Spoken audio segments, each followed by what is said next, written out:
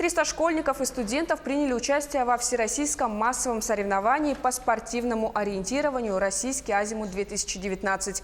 Они прошли в Центральном парке культуры и отдыха. На мероприятии побывал наш корреспондент Руслан Варламов.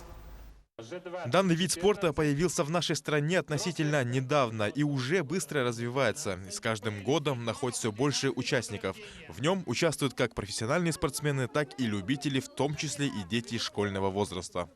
В прошлом году было 220 городов, в этом году еще больше. И мы также присоединяемся к этому движению. Спортивное ориентирование – это очень активный вид спорта. Полезен он детям тем, что развивает одновременно и умственную деятельность, и физическую деятельность. И вместе с тем дает физическую нагрузку тем детям, которые в обычных условиях ее не получают.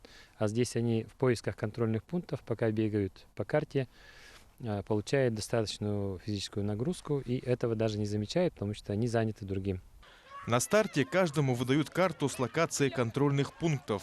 Ориентируясь по нему, участники должны пройти неизвестную им трассу и собрать определенное количество пунктов, тем самым отмечая у себя на листочке. Шансы есть, конечно. Правда, российский азимут – такой старт, где бегут все вместе, и там будет, получается, как лотерея. Кто как пробежит, за кем пробежит.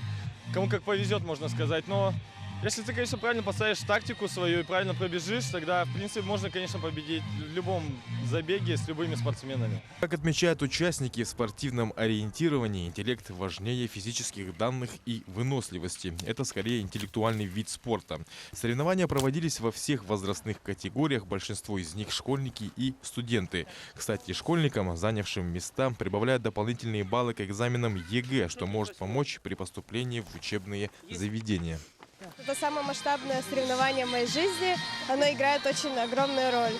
Но на мое поступление это дополнительные баллы будут мой вуз. В азимуте я участвую уже 7-й раз где-то. 5 из них я выигрывала, 2 раза я занимала вторые места. Надеюсь, сегодня тоже на победу. В соревновании с самыми молодыми участниками были дети категории в возрасте до 12 лет. Мы нашли 6 КП из 9. За 15 минут. Мы идем на 47-й КП. И мы надеемся выиграть. А вот и тот самый последний контрольный пункт под номером 50. Сюда ребята приходят и уже идут на финишную прямую. В целом по городскому парку таких точек стоит 20 штук. По этим точкам ребята бегут и отмечаются.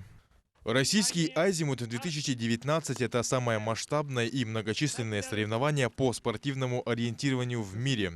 Данное мероприятие уже сравнялось с известными спортивно-массовыми мероприятиями, как «Лыжня России» и «Кросс нации». Руслан Варламов, Георгий Григорьев, Якутск.